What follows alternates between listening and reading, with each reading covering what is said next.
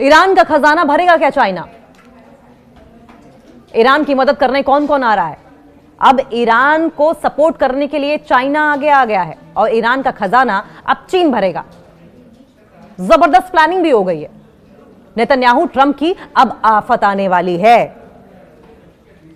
America ने Venezuela से चीन की तेल सप्लाई रोक दी है, तो ड्रैगन ने ईरान का हाथ थाम लिया। एक बार फिर से सुनिए, वेनेजुएला से चीन की तेल सप्लाई रोकी गई तो ड्रैगन ने ईरान का हाथ थाम लिया। अब जो पैसा कभी वेनेजुएला को जाता था, अब वो ईरान के पास आएगा। वेनेजुएला में मादुरो की गिरफ्तारी के बाद चीनी रिफाइनरी ने अब सस्ते कच्चे तेल के लिए ईरान की तरफ रुख कर लिया है।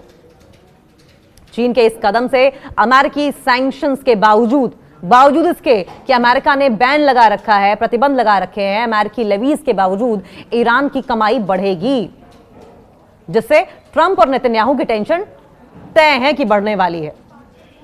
चलिए अब आपको एक एक करके बताते हैं कि चीन का ये प्लान भी है क्या।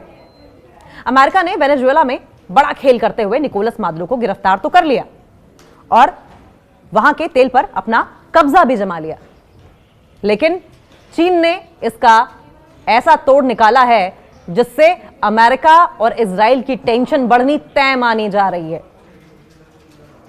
अमेरिकी राष्ट्रपति डोनाल्ड ट्रंप और इजरायली पीएम बेंजामिन नेतन्याहू जिस ईरान को इकोनॉमिक तौर पर आर्थिक रूप से तोड़ने की कोशिश कर रहे हैं, अब उसी ईरान का खजाना चीन भरने जा रहा है।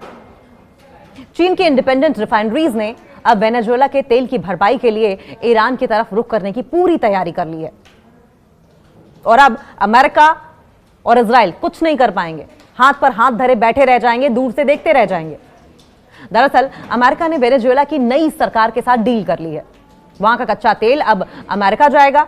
ट्रंप ने खुद बताया कि करीब $2 अरब का तेल अमेरिका भेजा जाएगा। एक बार फिर से सुनिए, ये बहुत इंपॉर्टेंट है।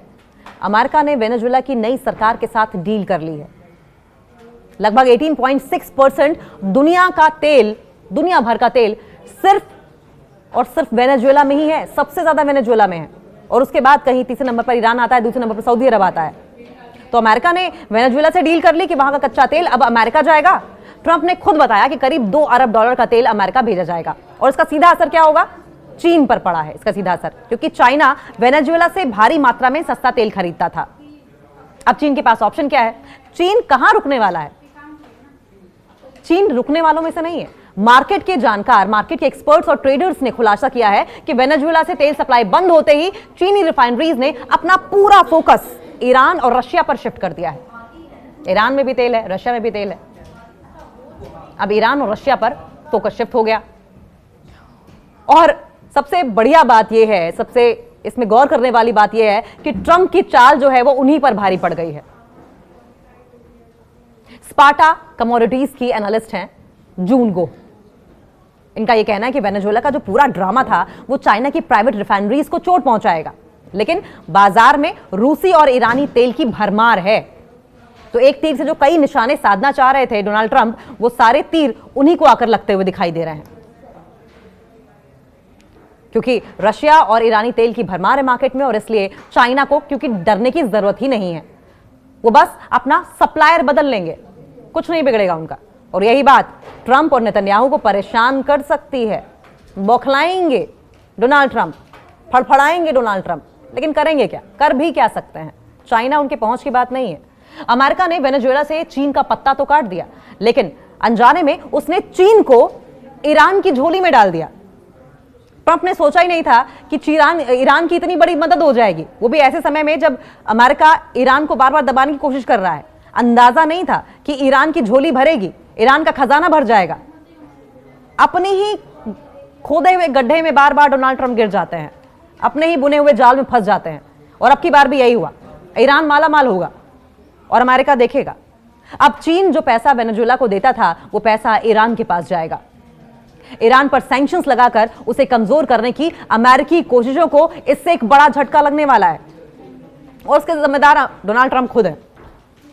मार्च अप्रैल में असली इसका असर भी देखने को मिल जाएगा। 2 ही महीने की बात है, 2 महीने में इसका असर देखने को मिलेगा, किस तरीके से ईरान की झोली भरने लगेगी। केपलर के डेटा के मुताबिक चाइना के पास अभी जहाजों पर वेनेजुएला का इतना तेल मौजूद है कि अगले 75 दिनों तक उसकी गाड़ियां दौड़ती रहेंगी। लेकिन मार्च और अप्रैल आते आते यह स्टॉक खत्म हो जाएगा।